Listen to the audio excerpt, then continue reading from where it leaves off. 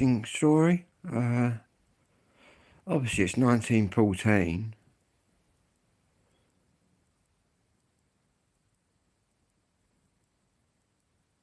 It's winter 1914. You've obviously got the Germans and the British are in France, in the middle of nowhere. And what used to happen is the reason the trenches arrived is not for they wanted to build them. Basically, it got to the stage where the Germans were this side of the field, the British were this side, and nobody's making any ground, so they're going down there. You're getting your shovel out and you're digging. Do you know what I mean? That's how the trenches become the trenches. But obviously, the Christmas of 1914 and the truce is a little bit special, I think. So I'll tell you the story of it. Well, it's Christmas Eve. You're in the trench. You got no man's land out there. And the British are looking up, seeing what's going on. It's all quiet. It's all quiet. The Germans, they'd got little Christmas trees, the Germans. And what they did, they looked over the parapet, over the top. Hello, Lisa. They looked over the top. And they stuck their little Christmas trees up with little candles in. So the British are looking out. What the hell's going on here? All these little Christmas trees with lights on. Anyway, it's Christmas Eve. The next thing, obviously, you had different, we'll get to the football game in a minute, but you had different outbreaks of this truce going up and down the line. So some places it was different than others, but what I do know is that it's Christmas morning.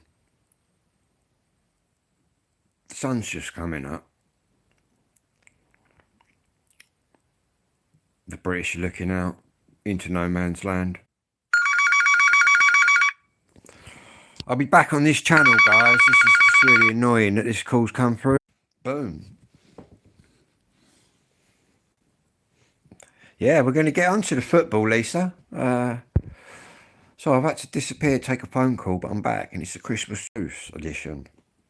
Where were we? Yeah, it was Christmas morning. It was Christmas morning. And it started to freeze. It was all frozen and white. Anyway, suddenly, the British could hear singing. Or what seemed like singing, outbreaks of singing. And it's the Germans singing Silent Night. And basically, they started calling to each other. The Germans were shouting out, "Oi, Tommy, Merry Christmas." And obviously, the British are shouting out back to the Germans, "Merry Christmas." And then people, this is where it's just amazing. You've got to imagine, this is the brutality of First World War in the trenches. Anyway, obviously there's outbreaks of singing. And people started to get braver. The Germans started to poke their heads up. The British were looking up. The next thing, you had men just walking out into no man's land. And no one was shooting at them. No one was killing them. And you had both sides walk out and were shaking hands. And then they started exchanging presents, talking, whatnot. And we'll get onto the football game, because a little bit of that's messed up in history. Yeah, there was many footballs brought out. But was there an actual game where you had 11 versus 11 and a referee? No. Did they have some kind of kickabout was had between the Germans and the British? And that went on, right? For some areas along the trenches, that went on for 2 weeks. But in other places, it didn't. But yeah, after it was all said and done, they'd gone back to their sides and the war's carried on. And the reason they reckon that truce happened is because the British and the Germans, their Christmases were very the same. And obviously, the thought of happiness and goodwill to people at Christmas overcome the hate and the killing that was going on at the time. Because obviously Christmas is a loving time. But yeah, that's the truth. People say England lost on penalties. But yeah, was there a full-size game? I don't think so. Was there, hello Jamie, was there a kickabout? Yeah, there was a kickabout, 100%. There were lots of kickabouts. And they used their hats and their tops as goalposts, like we all did when we was kids. You might, if you're my generation, you probably put your jumpers and that out for goalposts before. Most kids of my generation, I would presume, have done that.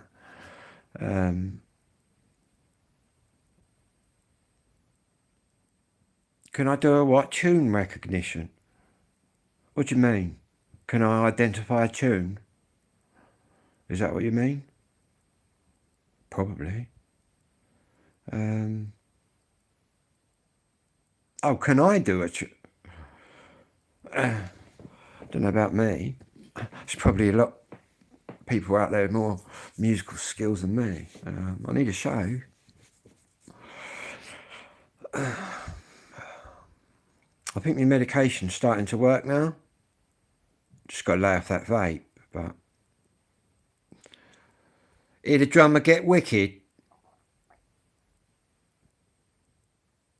Yeah, I know that tune, man. I'm trying to think of the geezer that did it. He's on my Facebook. Yeah, that's been sampled lots of times, man.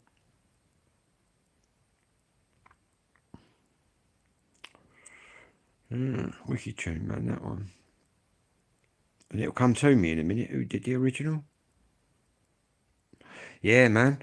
Some of them jungle and D&B mixes are wicked, aren't they? Where they put in the drums, all the break beats and the bass. Yeah, not really a drum and bass fan, but I've been into the jungle, which it was sort of hardcore to start with, back in the rave days, and then it sort of went into your jungle, which I fucking loved. I thought jungle was wicked.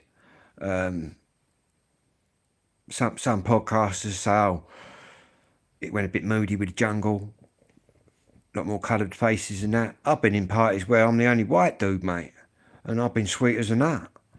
No one bothered me. I'm in Kent, West Kent. There's only one West Kent. Valley of the Shadows, Long Dark Tunnel. Yeah, now we're talking, man. Now we're talking. We're talking World Dance, aren't we? We're talking World Dance. Danny G from Soviet. That rings a bell. And when I spent a lot of my time sort of growing up in South and East London. As I've got older, more East London. I've got pals all over London. Palmerville.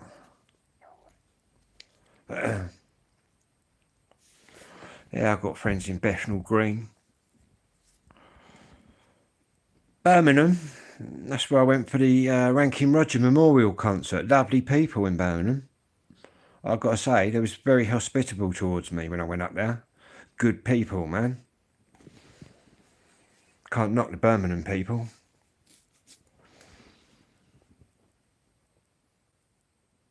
Getting circumcised. No, I'm not.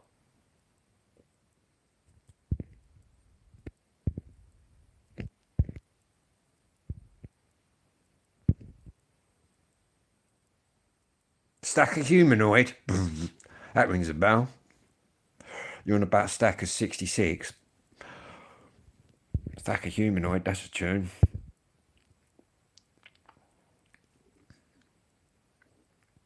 Anyway, the Christmas truce, eh? Look, they could learn a lot from that today. The old Russians and Ukrainians.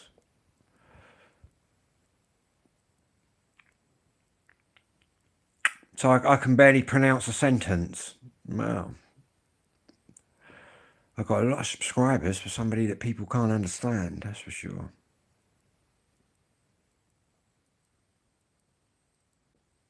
You're clearly just somebody that's come on here to cause aggro, which don't really bother me, because you're not really bothering me. And I could probably string more sentences together than you. I might have autism and ADHD, but I've got no learning issues. I'm high functioning, but you wouldn't understand that because your little brain doesn't fucking stretch that far, does it? That's another fucking story.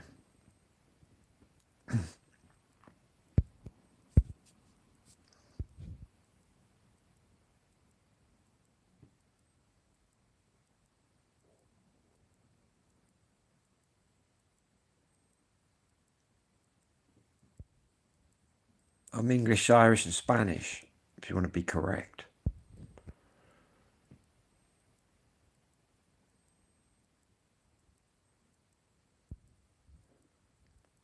Let them carry on, man. Blame autism and ADHD for my lack of knowledge. Well, not really. It's not like I went to the doctors and said, "Oh, I think I've got autism and ADHD." They came to me. And just by that comment there, just goes to show your lack of fucking intelligence on the subject. Yeah, and I am squinting. You haven't got my glasses on.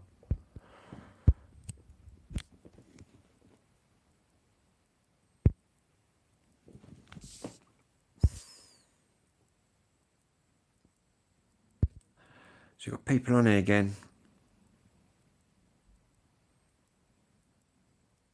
Chewing gum on the floor. I've got no chewing gum on the floor. That's all good, man. Let them carry on. If they come on here and prove me wrong, fair enough, I'll go away. But at the end of the day, your knowledge on autism and ADHD is debatable. Waiting on my dole money. Oh, I'm not on the dole.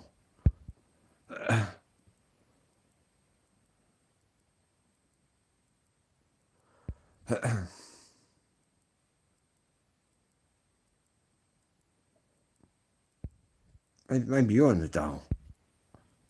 Maybe you're on job seekers, whatever they call it now. I don't know.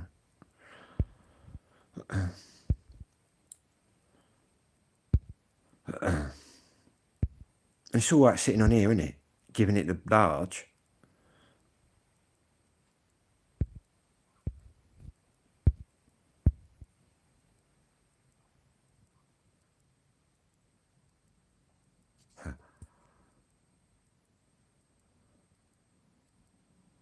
Just go bald. I've got plenty of hair. Curly hair, actually. Union flag. God, don't insult me. I don't consider myself British. I'm English. Irish and Spanish. Southern Irish.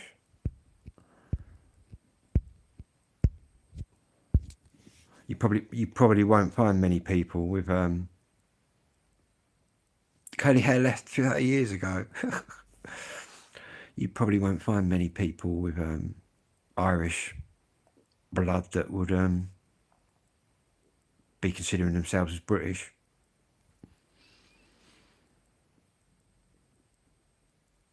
Yeah, man, exactly. You're pure Birmingham, do you know what I mean? Someone's saying 88, yeah, attention deficit hyperactivity disorder. You on about Big John out of Essex? I don't know who you're on about there. Probably do.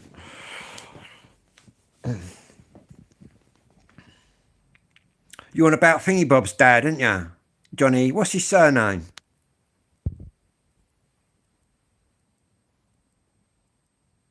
That's all good. That don't really upset me.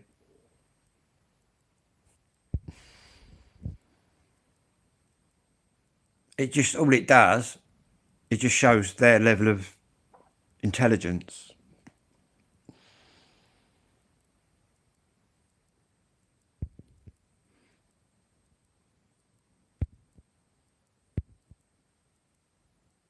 What, Birmingham? Birmingham? You seem to be professing to be some kind of English teacher, which I very much doubt.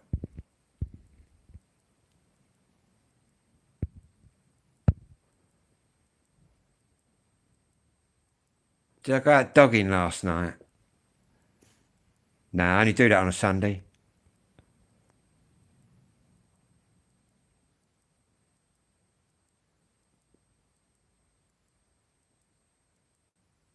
I learnt English.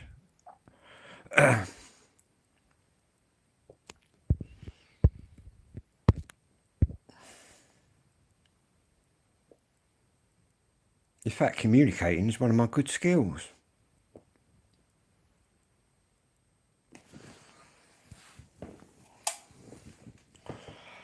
But I generally have to communicate with other people that have got a brain cell.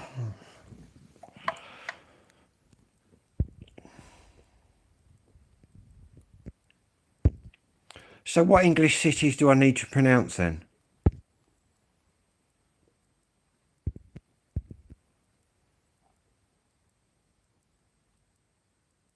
I haven't blamed ADHD for anything.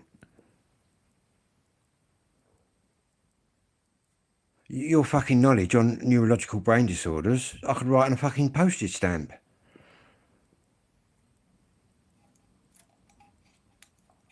And to come on here and just start mocking me just goes to show your fucking level of intelligence. No, I'm not on the dole.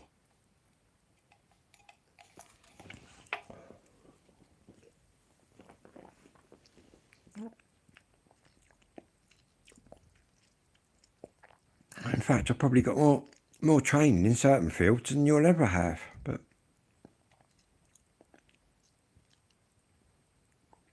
anyway, I'm out of here now. Because I've had enough of listening to fucking idiots chat complete bollocks. No, level of intelligence, not leather. I'm fresh off the boat. Oh, he's fresh off the boat.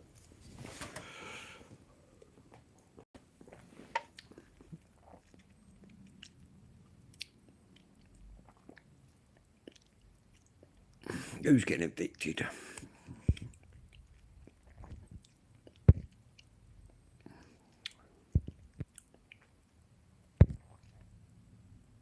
Off to collect his dole money. How much is that then?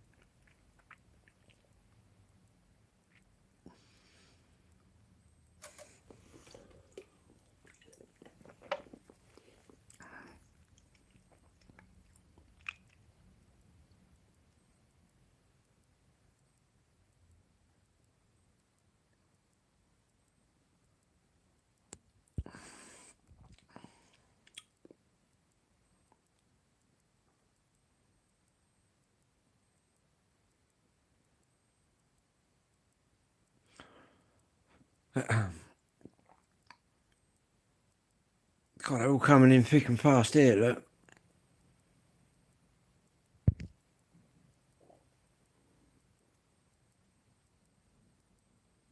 You can insult me all you like. It doesn't really bother me.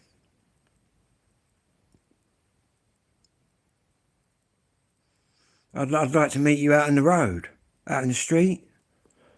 See how loud you are out there? You'd probably be as quiet as a mouse.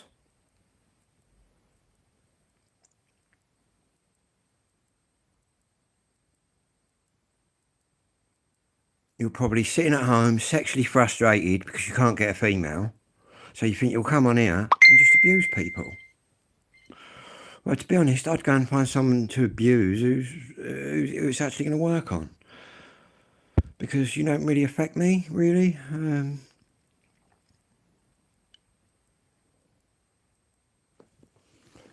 Because people can see you for what you are, because I've seen by the comments they're making.